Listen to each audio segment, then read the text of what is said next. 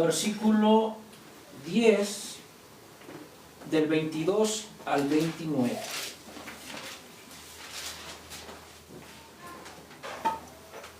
Vamos a buscarlo.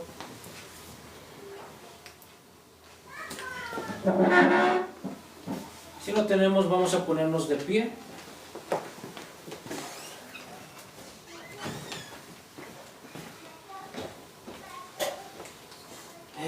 Y le vamos a dar lectura.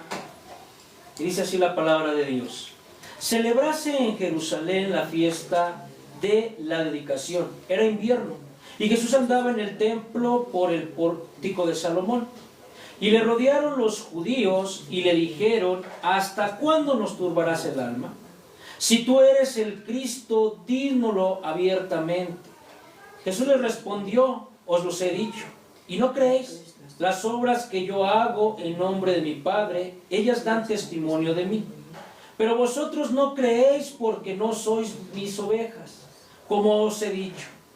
Mis ovejas oyen mi voz y yo las conozco y me siguen.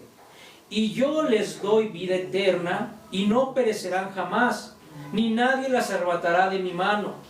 Mi Padre que me las dio es mayor que todos y nadie las puede arrebatar de la mano de mi Padre. Gloria al Señor. Vamos a orar. Señor Todopoderoso, venimos delante de ti con reverencia, reconociendo que necesitamos escuchar tu voz. Al abrir, Señor, tu palabra, te pedimos que no solo ilumines nuestra mente, sino que inclines nuestro corazón. Líbranos de escuchar con espectadores, Señor. Haznos oír como unas ovejas que reconocen la voz de su pastor. Señor, quita en esta hora toda distracción, toda dureza, toda autosuficiencia. Danos humildad para recibir fe, para crecer en obediencia y para seguirte. Que Cristo sea exaltado en este lugar, que tu verdad sea clara y que tu Espíritu Santo aplique tu palabra a cada alma según tu perfecta voluntad. Habla, Señor, porque tus siervos escuchan. Te lo pedimos en el nombre de Jesús. Amén. Amén. Vamos a tomar asiento. Ok. El día de hoy quise este texto hacerlo en dos temas porque trae mucho contenido teológico. ¿Okay? De hecho, estos, aunque son pocos versículos, pues es un tema un poquito extenso. Entonces hay que poner atención para que podamos comprender, porque es un tema que incluso dentro de la iglesia evangélica, de la iglesia protestante, ha causado divisiones en cómo entender. Porque es un texto que nos va a hablar de la salvación. Los mayores temores siempre del ser humano es perder lo que ama. El hombre siempre tiene temor a perder lo que ama. Tienes temor a perder a alguien de tu familia, a un hijo, a una madre, a un padre, a un esposo, a una esposa, a un hermano, etc. También te da inseguridad perder tu identidad. ¿Quién eres? ¿Quién soy? Muchos tienen temor a perder sus bienes, sus posesiones, lo que tienen. Y hay muchos cristianos que tienen temor también a perder ¿qué? Su salvación. Entonces muchos viven su fe preguntándose: ¿y si un día fallo demasiado? ¿Y si un día dejo de creer? ¿Y si un día Dios se cansa de mí por tanto pecado, por ser una persona que constantemente estoy cayendo? ¿Qué va a pasar? Ya no tendré salvación y me voy a ir directo al infierno. Hermanos, el pasaje de hoy que acabamos de leer, vamos a estudiar, a responder con claridad, y no solamente con cualquier claridad, una claridad gloriosa. En el texto que acabamos de leer de Juan 10, del 22 al 29, nos va a enseñar la salvación que no descansa en la fuerza de la oveja, sino en el poder del pastor. Hermanos, hoy veremos que Cristo no solo salva a los suyos, sino que los guarda hasta el fin. Eso es lo que hoy escucharemos. Por eso vamos a los primeros 2 versículos.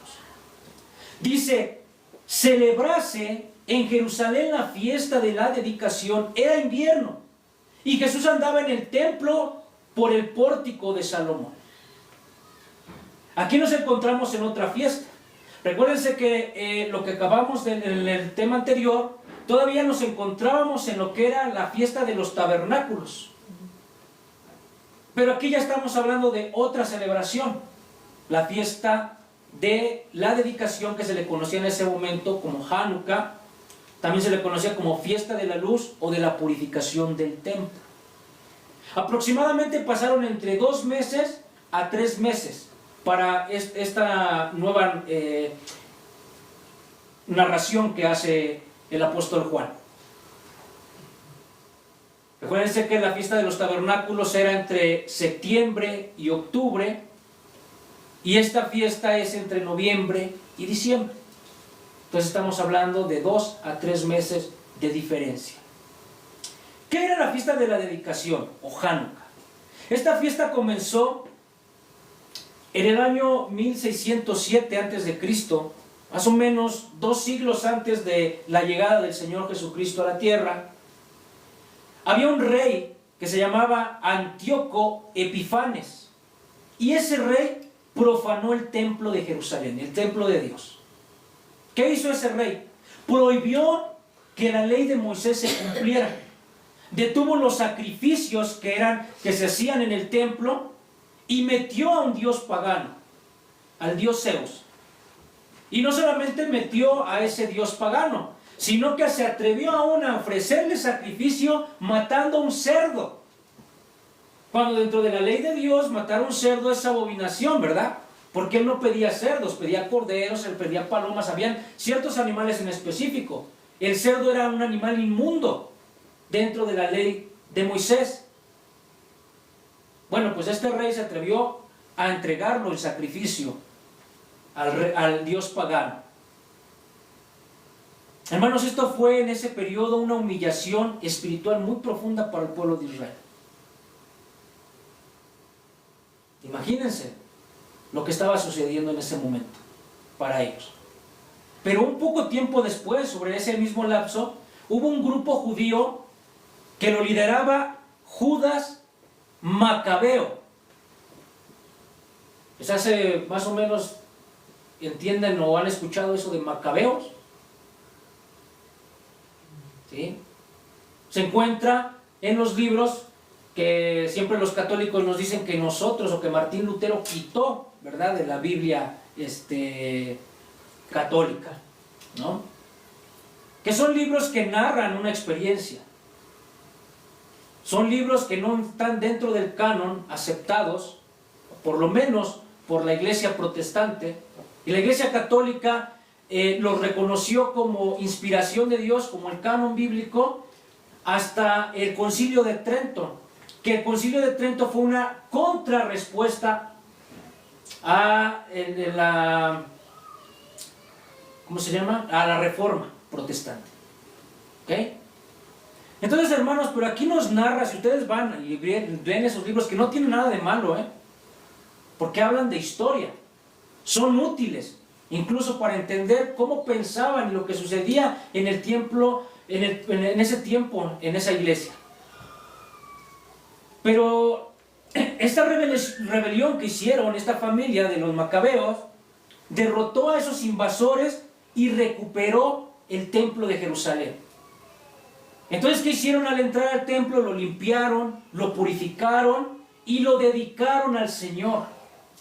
Por eso, entonces, desde ese día hasta la fecha, ¿verdad?, ese pueblo judío que todavía existe, celebran durante 8 días lo que le llaman la dedicación o Hanukkah.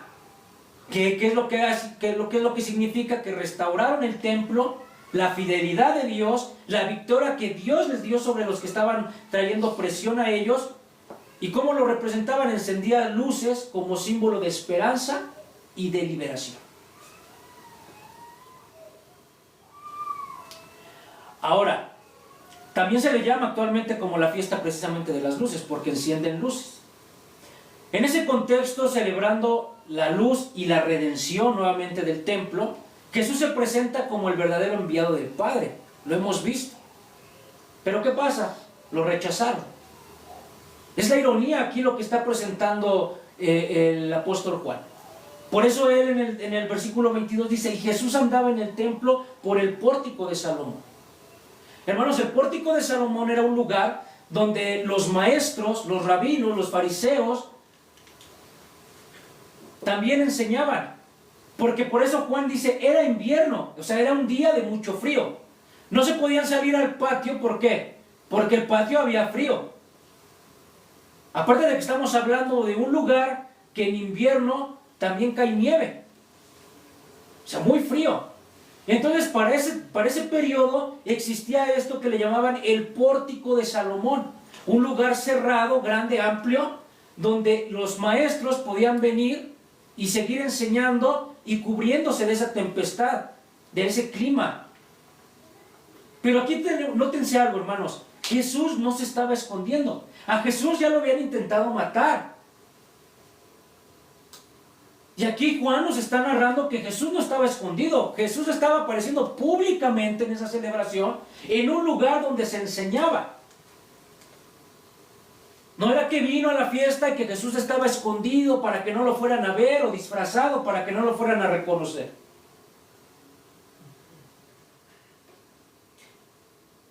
Entonces, hermanos, viene una pregunta en el versículo 24. Y le rodearon los judíos y le dijeron: ¿hasta cuándo nos turbarás el alma? Si tú eres el Cristo, dínoslo abiertamente. Nótense, hermanos, la pregunta de ellos, que no vienen con una pregunta humilde, ¿eh? No vienen para decirle: Señor, tú eres el Cristo, dínoslo. Dínoslo para que entonces te reconozcamos, para que te sigamos, para que obedezcamos. Como lo que había dicho ya en una profecía mesiánica por medio de Moisés, ¿verdad? Que iba a llegar el que iba a ser como él. ¿Y qué decía al final? A él oíd. Pero a Jesús no lo querían escuchar. Porque esta pregunta que le están diciendo, que si él era el Mesías, el Cristo, es para confrontarlo. Es para buscar nuevamente la confrontación con él. Es para ver qué dice. Es para ver si dice algo que ellos puedan utilizar en su contra de Jesús. Porque la diferencia, hermanos, que ellos están haciendo no es la información que quieren ellos tener. Aquí hay una diferencia, es la disposición del corazón. ¿Cómo preguntas? ¿O por qué preguntas? Pero, hermanos, Jesús responde y no suaviza la verdad. Fíjense lo que dice el 25. Jesús les respondió: os lo he dicho y no creéis. Las obras que yo hago en nombre de mi Padre, ellas dan testimonio de mí. ¿Qué les está diciendo nuevamente aquí Jesús? Es que ya se los he dicho. Hace 8 días les decía que hasta ese tema ya eran 7 veces donde Jesús se presentaba como el yo soy. Había hecho milagros que nunca antes se habían hecho. No, incluso cuando sanó al hombre ciego, él mismo dijo: ningún profeta ha hecho cosa como esta, de sanar a un ciego de nacimiento. Evidencias tenían suficientes. Jesús estaba dando señales proféticas, pero ellos no querían creer. Jesús ya había hablado, Jesús ya había obrado en ellos, y ellos seguían rechazándolo. Dice Romanos 1:20, y eso lo hemos analizado: porque las cosas visibles de Él, su eterno poder y deidad, se hacen claramente visibles desde la creación del mundo, siendo entendidas por medio de las cosas hechas, de modo que no tienen excusa. ¿Qué excusa puedes tener para decir, para negarte de quién es Jesús? ¿De quién es Dios? Ninguna. Porque Él se ha hecho visible, dice. de esas cosas invisibles, de ese poder, de esa deidad que Él es. Aquí, hermanos, los judíos, los fariseos lo sabían, lo habían visto, pero no lo querían reconocer. Y fíjense la diferencia, hermanos. Ahorita vamos a ver cómo les va a contestar Jesús. En el 26. Pero vosotros no creéis porque no sois de mis ovejas, como os he dicho. El Señor les está diciendo, ustedes no creen porque no son de mis ovejas. ¿Cómo es que Jesús contestaba y les mostraba las cosas a ellos y ellos no podían entender? De hecho, si nos vamos a otros evangelios, como el evangelio de Mateo, el evangelio de Lucas, que tienen parábolas, nos damos cuenta que muchas veces decía que el Señor hablaba en parábolas para que no le entendieran. Pero ¿qué hacían los que sí eran sus discípulos? ¿Qué hacían las personas que sí eran ovejas? Se acercaban, buscaban un momento a solas a Jesús, se acercaban y le decían, maestro, no entendimos la parábola, ¿no la puedes explicar? Y Jesús no les decía que no, hermanos, jamás, porque Jesús sabía su corazón dispuesto a querer aprender. Era un corazón diferente al que el de estos judíos que llegaban preguntando si Él era el Cristo, porque dicen, nos estás turbando el corazón. Era muy diferente. ¿Qué pasó con la persona que salvó? Bueno, más bien que sanó de la ceguera. No, cuando Jesús se le acercó y le dijo, ¿tú crees en el Hijo del Hombre? ¿Qué le dijo ese hombre? Dime quién es para seguirle. ¿Y qué le dijo Jesús? Con él estás hablando. ¿Notan la diferencia de cómo se le reveló Jesús a este hombre? ¿Y qué hizo el hombre después de que Jesús se le reveló? Se le postró y le adoró. Amén. Gloria a Dios. ¿Qué hubiera pasado si Jesús directamente les hubiera dicho, sí, soy yo, el Cristo? ¿Ustedes creen que esos judíos iban a postrar y le iban a adorar? Muy seguramente en ese momento lo iban a acusar. En ese momento lo iban a querer aprender para matarle.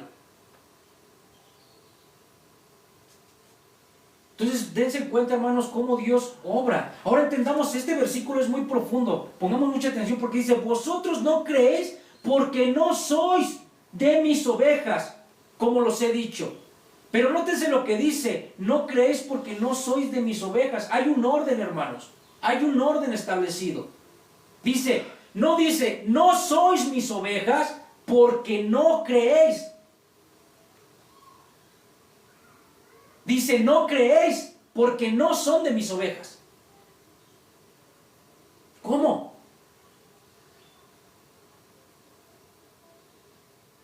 No eres una oveja, no puedes creer en Cristo.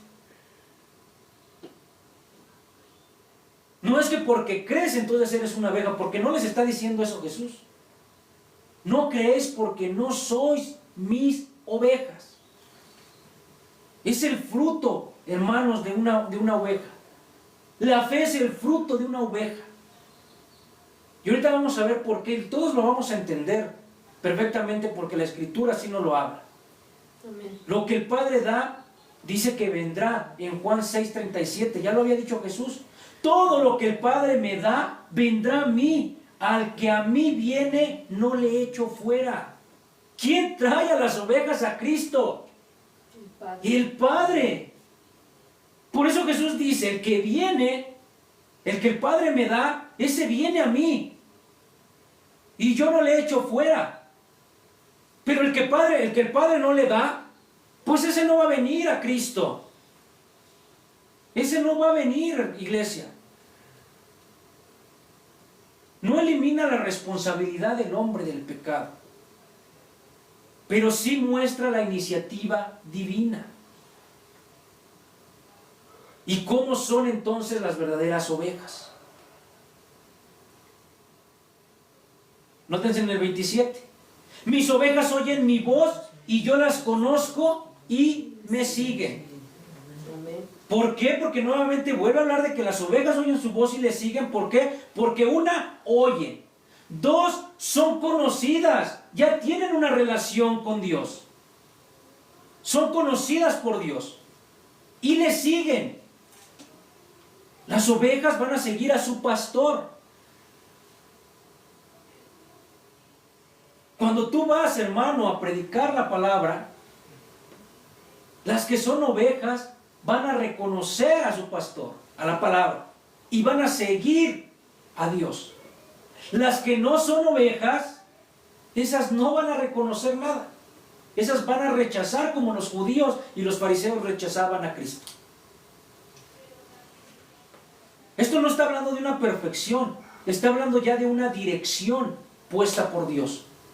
En Romanos 8:29 dice, porque a los que antes conoció, y recuérdense que ya habíamos hablado que era la palabra conocer, ya había una relación, ya había una interacción, una intimidad.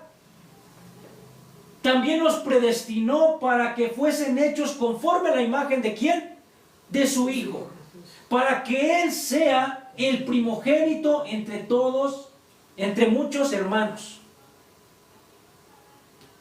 Dios te predestinó.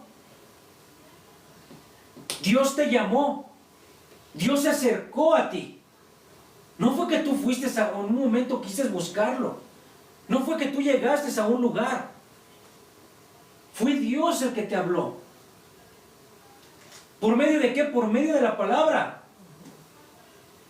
Por medio de una persona que te habló del Evangelio. Por medio de una persona que te hizo una invitación. Incluso por medio de tu necesidad. Hay muchas personas que llegan a la iglesia no porque alguien les haya hablado o los haya invitado. Llegan a la iglesia porque tienen una necesidad en su corazón de querer aprender de Dios, de conocer a Dios, y eso los hace buscar un lugar. Y de eso puedo dar testimonio yo mismo. Porque la primera vez que yo me acerqué a una iglesia cristiana no fue porque alguien me hubiera invitado. Hermano, lo invito a la iglesia. No. La primera vez que yo fui a una iglesia cristiana fue porque yo tuve esa necesidad. Pero ¿fue verdaderamente mi voluntad o fue que Dios me estaba llamando? Háganse esa pregunta. ¿Fue mi voluntad o fue Dios que me estaba llamando? Hermanos, la seguridad, y eso, fíjense, esto es algo bien importante, la seguridad comienza con una relación con Dios. La seguridad de tu salvación comienza con esa relación con Dios. De esa relación van a ser un regalo. Que nos dice en el versículo 28, y yo les doy vida eterna, y no perecerán jamás, ni nadie los arrebatará ¿de qué? De mi mano. Nótese que aquí está diciendo, yo les doy vida eterna. ¿Por qué? Porque la salvación, hermanos, es un regalo, es una dádiva. Romanos 6:23 lo dice claramente, porque la paga del pecado es muerte, mas la dádiva de Dios es vida eterna en Cristo Jesús, Señor nuestro. Amén. Hermanos, esto fue lo que nos diferenció, o lo que quisieron llegar los reformadores al separarse de la iglesia romana. Porque mientras en la iglesia romana se te enseña que la salvación la adquieres por medio de hacer méritos, de hacer obras, de cumplir con los 7 sacramentos que tiene la iglesia, para que puedas tener la salvación. Y eso ni siquiera te dan seguridad de salvación, Si tú cumples con todo eso, les dan una pequeña seguridad de que con eso podrán entrar al purgatorio, pero no al cielo. Imagínate si tú estás dentro de la Iglesia Católica de Roma y ni siquiera cumple los sacramentos, ni siquiera asistes a la iglesia, ni siquiera comulgas, que es lo que ellos dicen que también te da vida eterna. Entonces cuando mueres ni siquiera puedes entrar al purgatorio, hermanos.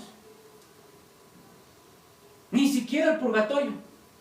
Por más que recen tus familiares, por más que te hagan misa a la semana, al mes y no sé cuántas veces más, no se puede. porque te ponen ese tipo de reglamentos. Mas sin en cambio la palabra de Dios es clara y dice que es que una dádiva, un don, un regalo, la vida eterna te la da Dios. No tienes tú ningún mérito, porque si tú tuvieras un mérito como lo enseña la iglesia de Roma, entonces ya no sería un regalo, sería una paga. Dios estaría en deuda contigo porque tú estás haciendo méritos para adquirir la salvación. ¿Cómo va a ser eso un regalo? ¿Cómo va a ser eso un don? ¿Cómo va a ser eso una dádiva de Dios? Por gracia. Dejaría de ser gracia y sería ¿qué? Una paga, una deuda que está pagando, saldando Dios contigo. Eso no lo dice, no lo enseña la Escritura. Es gracia, es misericordia, es don de Dios la salvación. Y ese regalo viene con una promesa firme. Porque dice, y no perecerán jamás. Y aquí nos encontramos en el debate más grande que existe entre la iglesia protestante. Hermanos, hay dos doctrinas que se podrían decir las más grandes dentro de la iglesia protestante, que una es la doctrina calvinista y la otra es la doctrina arminiana. La calvinista dice que Dios inicia, Dios mantiene y Dios termina. Todo lo hace Dios. Y la arminiana dice que Dios te provee cosas para que tú tengas la decisión de decidir sí o no. En todos los demás puntos dicen lo mismo. Esa es la gran diferencia. Entonces, como arminiano, quiere decir que la salvación se puede perder. Y el calvinista dice que la salvación, si ya te la dio Dios, ya no se puede perder. ¿Por qué? ¿Qué nos está diciendo este mismo texto que estamos leyendo? Que si tú eres su oveja, dice aquí, y yo les doy vida eterna y no perecerán jamás. Si Dios te está diciendo que Él te da vida eterna, te está diciendo que esa salvación no se va a perder. No se va a perder. Porque ¿quién te la está dando? Dios. Es como decirle a Dios que te está dando algo y Dios se le pierde. O Dios no puede cumplirlo hasta el final. Entonces no sería el Dios todopoderoso del que habla la Escritura.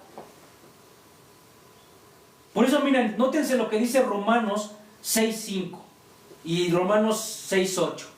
Porque si fuimos plantados juntamente con Él en la semejanza de su muerte, así también lo seremos en la de su resurrección. Y en el 6:8 dice, y si morimos con Cristo, creemos que también viviremos con Él. Hermano, cuando tú fuiste aceptado por Dios, moriste juntamente con Cristo. Eres aceptado. ¿Cómo puede alguien separarte de la unión vital con Cristo? ¿Qué te puede separar de Él? Si morimos con Cristo, resucitamos también con Cristo. ¿Cómo se pierde a alguien, a un hijo, del Hijo Eterno? Y lo habla más claro en Romanos 8 del 32 al 39. Por lo cual estoy seguro de que ni la muerte, ni la vida, ni ángeles, ni principados, ni potestades, ni lo presente, ni lo porvenir, ni lo alto, ni lo profundo, ni ninguna otra cosa creada nos podrá separar ¿de qué? Del amor de Dios, que es en Cristo Jesús, Señor nuestro. ¿Qué te puede separar de la muerte? ¿De qué te puede separar, perdón, de la vida? De la salvación de Dios. Nada. Dice Pablo, no hay absolutamente nada que te pueda separar de Él. Y en este mismo versículo vamos a encontrar 4 aspectos que podemos aprender acerca de la salvación para que nos quede más claro, hermano. Es muy importante entender, porque no entender, hermanos, la salvación permite que, por eso hay muchas iglesias que tienen un desorden. Hay una doctrina sinergista dentro de las iglesias. Y mismas iglesias evangélicas, ya no ni siquiera estoy hablando de Roma, estoy hablando de las iglesias evangélicas donde predican, si no diezmas te vas a ir al infierno. Hermanos, si eres salvo, ¿cómo que por no diezmar te vas a ir al infierno? Pastores legalistas que te dicen que las mujeres no pueden entrar con el pelo suelto, amarrado, que te tienen que poner un velo, que no se pueden utilizar pintura. De hecho, ahí están en sus predicaciones, nada más ofendiendo y condenando a la gente. Hermana, que te pintas como payaso, te vas a ir al infierno. Hermano, eso que están enseñando no es la Biblia, no es la palabra de Dios. ¿Por qué es sinergista? Porque te enseñan que hoy tienes la salvación y en un momento la puedes perder. Y mañana te arrepientes y la vuelves a tener, pero vuelves a fallar y la vuelves a perder. Inclusive los pastores hasta te dicen, ¿no? Hermano, ¿cómo estás el día de hoy en tu vida? Puede venir hoy Cristo y aquí te puedes quedar sentado. Así te enseñan, ¿sí o no? Entonces la salvación depende de lo que hagas tú o de lo que hace Dios en tu vida. Porque la Escritura es bien clara. Fíjense, vamos a empezar con el número 1. Aquí pongan mucha atención porque esto, hermanos, entender la salvación va a ser entender tu fe. La salvación es un regalo soberano. ¿De quién? De Dios. Por eso dice, yo les doy vida eterna. Esa palabra de yo les doy, esa frase, es la iniciativa de Cristo. No es un logro humano. Es gracia, no es mérito, no son tus méritos, no es cuánto tú te esfuerces. ¿Sabe por qué vemos a gente que todavía en religiones, o inclusive dentro del ámbito cristiano, piensan que arrastrarse por el suelo, piensan que pegarse, lacerarse, piensan que ir hincados o ir descalzos de un lugar hasta una iglesia, eso les da salvación? ¿Por qué? Por ignorancia. Porque no conocen la salvación de Dios. No conocer la salvación de Dios te indica que es iniciativa de Cristo, que Dios te la está dando. No que tú tengas que hacer todas esas faramayas pensando que con eso vas a traer la salvación de Dios. Porque lo único que vas a traer es que si te vas descalzo de aquí a la iglesia de los nopales, lo único que vas a regresar va a ser con los pies hinchados, rotos, quebrados, sangrantes. Es lo único que vas a conseguir. Pero no por eso Dios va a decir, ay, wow, mira, este hombre cómo viene descalzo, vamos a darle su salvación. Es ignorancia. Entonces no son tus méritos, no es lo que tú puedas cumplir, es algo que Dios te da. Dice, yo les doy. ¿Quién se les está dando? Cristo mismo. Hermanos, la salvación comienza con Él. Ahora fíjense en el número 2. La vida que Cristo da es eterna. Porque dice, y yo les doy vida eterna. ¿Cuál es la vida que Él les da? Vida eterna. No está hablando de una vida que es temporal, ni es provisional, como lo que les estaba diciendo. Que te digan, hoy la tienes, en este momento la tienes, pero si pecaste ya la dejaste de tener. Te arrepentiste, la vuelves a tener. Ya volviste a pecar, entonces otra vez ya no la tienes. Pues si no es un juego, hermanos. No es una oportunidad renovable, es algo que te da Dios en su soberanía, que Él considera y dice, es un regalo mío, yo te doy mi salvación.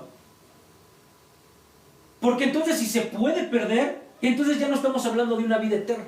Si Jesús está diciendo, yo les doy mi vida eterna, y entonces se puede perder, entonces no te está dando una vida eterna. Estamos hablando que te está dando una vida que hoy la puedes tener y mañana no la puedes tener. ¿Se dan cuenta? Y fíjense el número 3. La seguridad es absoluta, hermanos. Entiende esta seguridad en ti para que no andes flaqueando, para que no andes titubeando en tu fe. No perecerán jamás. No perecerán jamás. Aquí habla de una negación enfática. Es enfático en esto. Nunca van a perderla. ¿Por qué? No depende del rendimiento humano. No depende nuevamente, hermanos, de lo que tú hagas. No es condicional a emociones o experiencias. Ahí vemos a los hermanos, yo estuve en ese círculo. Yo lo he dicho en testimonio. Yo llegué un momento en una iglesia evangélica a sentirme como cuando yo estaba en una iglesia católica romana. Sentí lo mismo. ¿Sabes cómo se siente uno? Que no tiene pertenencia, que no tiene identidad, que dice, soy cristiano, pero como que siento que no pertenezco, como que siento que Dios no me acepta. Es frustrante ir a una iglesia, hermanos, donde todo depende de las emociones y de las experiencias. Sales afligido. ¿Y ahora qué? ¿Por qué andas así, hermano? Es que no sentí nada en la alabanza. La hermanita que estaba al lado estaba hasta temblando y se cayéndose. Yo no sentí nada. Dependes de tu experiencia. ¿Sabes tristes de esos lugares? A mí me pasó. Porque vino un ministro, o estaba ahí el pastor, y estaba ministrando, y estaba declarando profecías a las personas, y a mí no me habló. Hermanos, hubo un periodo, se los doy como testimonio, que yo me sentía tan mal por mí, por mi esposa, porque hubo un periodo en una iglesia donde se manejaba todo este tipo de experiencias, y habían hermanos que en un servicio hasta 4 veces les hablaban, supuestamente palabra profética. Y a mí y a mi esposa, ni un hola. ¿Sabe cómo me hacía sentir eso por dentro? De decir, me estoy esforzando, sirvo dentro de la iglesia, y Dios no me toma en cuenta. Así me sentía. ¿Por qué? Porque te enseñan a manipular tus emociones. Porque no te hablan de una salvación real. Piensas que todo viene por medio de la experiencia y de la emoción. Hoy siento, entonces hoy Dios está conmigo. No es así, hermano. No es así. La salvación está porque Dios te la regaló, y Dios la inicia, Dios la mantiene, y Dios la hace llegar a su cumplimiento hasta el final de los tiempos. Hasta la vida eterna que Él te está regalando. Dejemos de pensar, hermanos, que si vengo y no siento, que si vengo y no. No, tampoco yo no estoy en contra de las emociones. Tampoco no voy a hacer aquí no se va a hacer una iglesia legalista o muy ¿cómo les puedo decir? Muy tradicional, porque hay iglesias que así son. Por miedo a no caer a esos excesos de emociones, hay iglesias a donde vas y estás en la alabanza y tienes que estar rígido. Prácticamente casi te dicen en firmes, posición de firmes, y no te puedes mover y nada más cantar. No permiten ni siquiera que levantes una mano, que te hinques o que llores, porque eso ya es una emoción mala. No, hermano. Tú lo puedes hacer siempre y cuando tú lo sientas, no que la persona que esté aquí adelante te esté imponiendo las cosas. Si estás cantando un cántico hacia Dios y tú en ese momento tienes la necesidad de llorar, tienes la necesidad de postrarte, tienes la necesidad de levantar la mano, lo puedes hacer libremente, pero tú, no que el que esté aquí enfrente te esté diciendo, a ver, iglesia, todos hínquense, todos levántense, todos levanten sus manos, todos, no. Porque entonces ya se te está imponiendo algo. Tiene que ser en tu libertad, en tu amor, en lo que tú tienes con Dios. Claro que va a llegar momentos que vas a venir mal y quizá en el momento que está la canción no, ni siquiera te dan ganas de cantar. Cantas porque lo tienes que hacer quizá. Pero eso no quiere decir que con eso ya no seas una persona que estés considerada o que estés dentro de la salvación de Cristo. Hay otras cosas que sí lo representan y ahorita vamos a llegar a eso. Entonces, hermanos, la promesa descansa en Cristo. Escuchen esto, no en la oveja. La promesa de la vida eterna viene de Cristo, no de la oveja, es del pastor. Y número 4, dice, la protección es personal y poderosa. Porque dice, yo les doy vida eterna y no perecerán jamás. Ni nadie que las arrebatará de mi mano. Ese nadie los arrebatará de mi mano. ¿Sabes quién es el que te ayuda a perseverar y que te mantiene hasta el último momento? Es Cristo el que te sostiene. No somos nosotros aferrándonos a Él.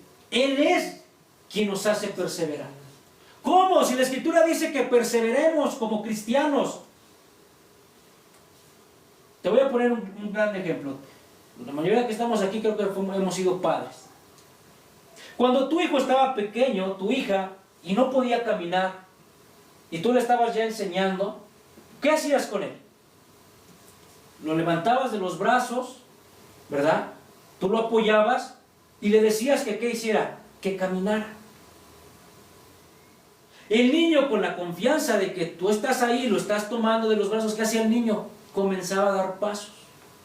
Eso es lo que hace Dios con nosotros cuando dice persevera. Imagínate que tú eres como ese niño. Si Dios no te está tomando de los brazos, si Dios no te está ayudando, tú no puedes dar esa iniciativa de caminar. Porque en el momento que Dios te suelte, ¿sabes qué es lo que va a pasar? Que te vas a caer y no vas a poder perseverar. Por eso Dios inicia y Dios mantiene, porque te ayuda. Puedes perseverar en la fe porque Dios está contigo.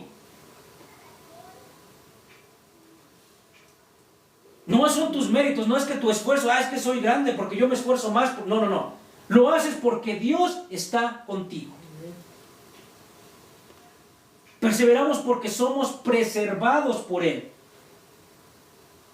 ¿Y sabes qué produce una persona que ha entendido la salvación de Dios en su vida?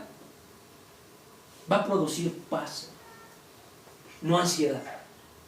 Por eso una mala doctrina lo único que va a traer es ansiedad a tu vida. No vas a saber, no tienes confianza. No la tienes.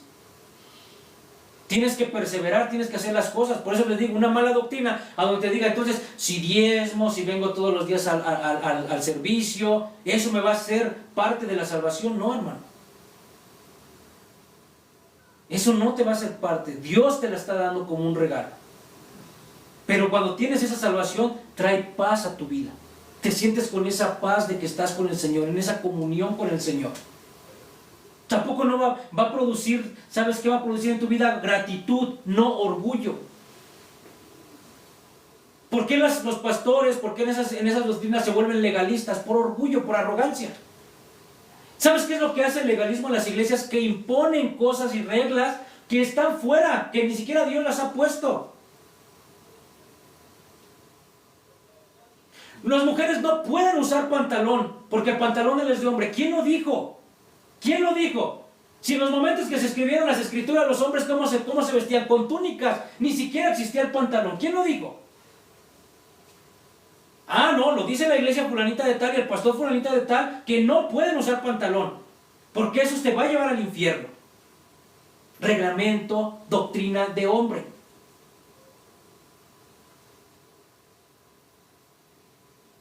¿Se dan cuenta? Eso es lo que hace. ¿Por qué generaba el orgullo en los fariseos? Era eso, hermano. Era eso. Por eso ellos ponían cosas de hombres y las ponían por encima de las escrituras. Por eso Jesús les dijo, ustedes siguen mandamientos de hombre y no el mandamiento de Dios. Va a producir también la salvación reverencia en tu vida, no descuido. Reverencia, ¿qué quiere decir, hermano? Que vas a obedecer, no porque pienses que a través de la obediencia es como vas a adquirir la salvación, sino al contrario, vas a obedecer por amor, por gratitud a Dios, por lo que Dios ya hizo por ti en tu vida. Eso es muy diferente. Por eso cuando un católico le dice a un protestante, es que ustedes no cumplen la voluntad de Dios porque ustedes no hacen obras. Sí las hacemos. La diferencia es que nosotros hacemos las obras por amor. Cuando un cristiano protestante que entiende bien su doctrina de la salvación va a visitar a un enfermo, ¿qué está haciendo? Está haciendo una obra, una buena obra. Pero el protestante lo hace ¿por qué? Por amor, por gratitud, por servicio a Dios. A diferencia del otro que lo hace porque piensa que con eso está sumando puntos para su salvación.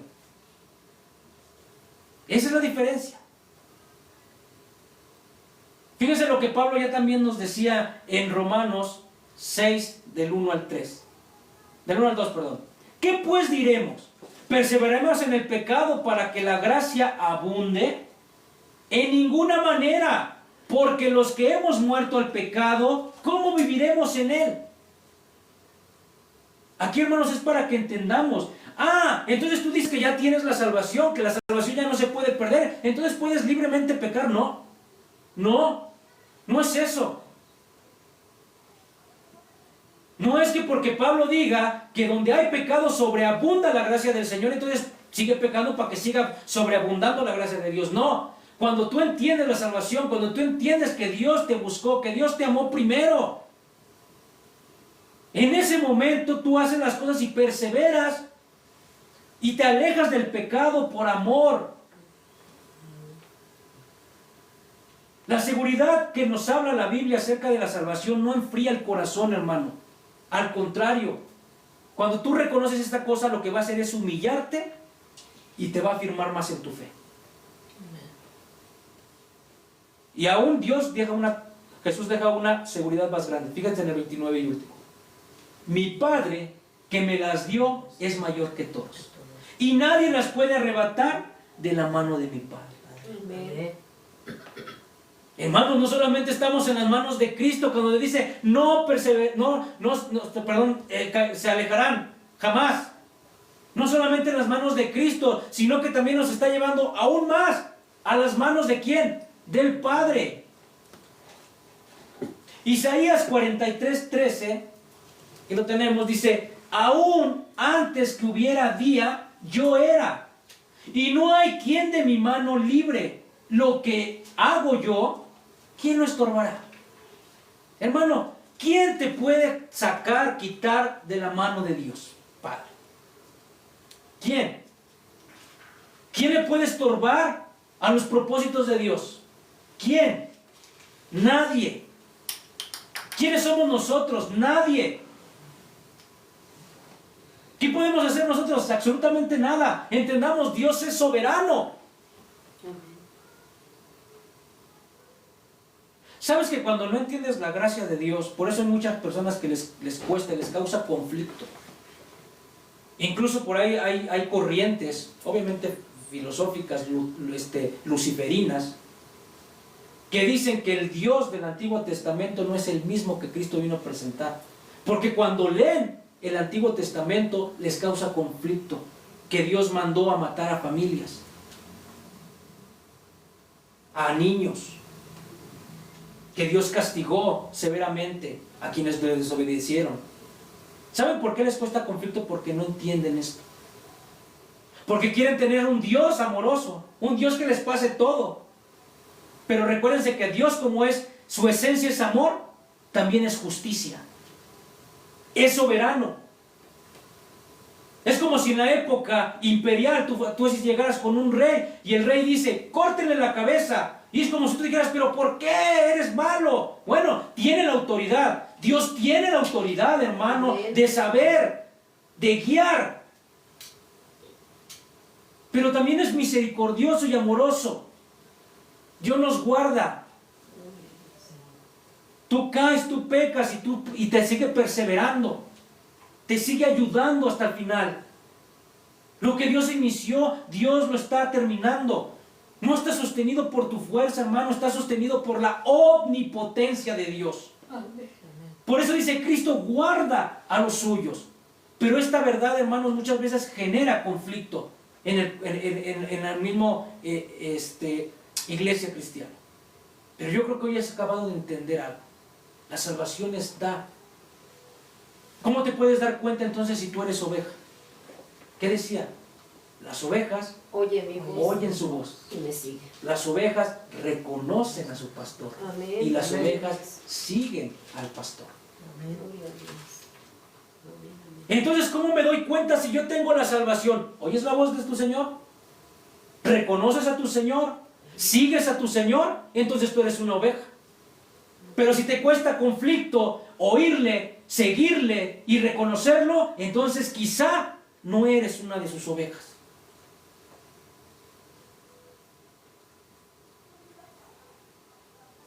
Por eso hay personas, hermanos, que por más que ores, por más que les estés hablando de la palabra, se rehúsan a creer en Dios. Se rehúsan a cambiar sus vidas. ¿Sabes cuál es el problema del calvinista y del arminiano?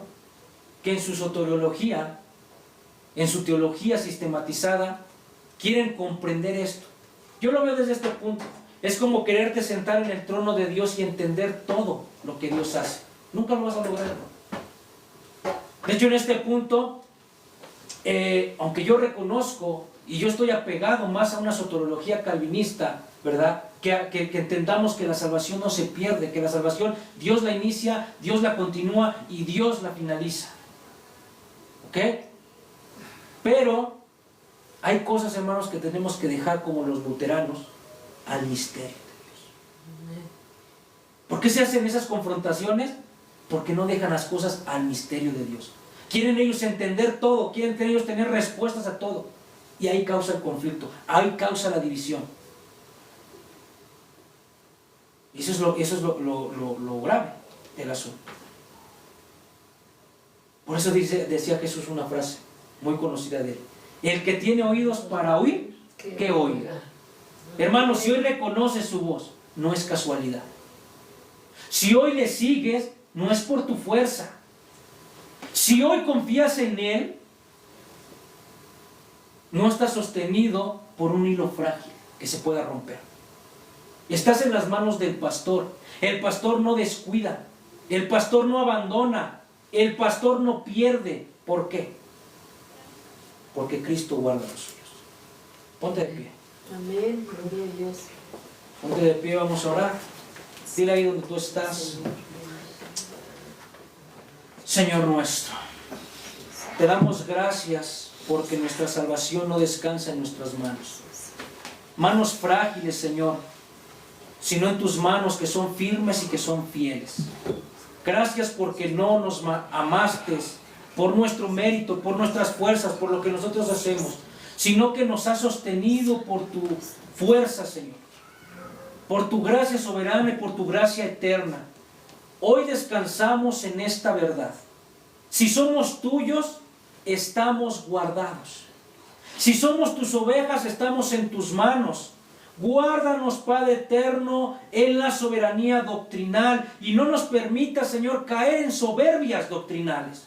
Guárdanos del temor innecesario y enséñanos, Señor, a vivir confiados, humildes y obedientes. Que escuchemos tu voz cada día, que te guiemos con toda fidelidad, que nuestra seguridad, Señor, produzca en nosotros paz, santidad, amor y obediencia.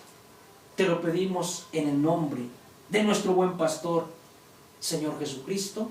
Amén. Amén. Gloria al Señor. Vamos, ayúdenme a apagar.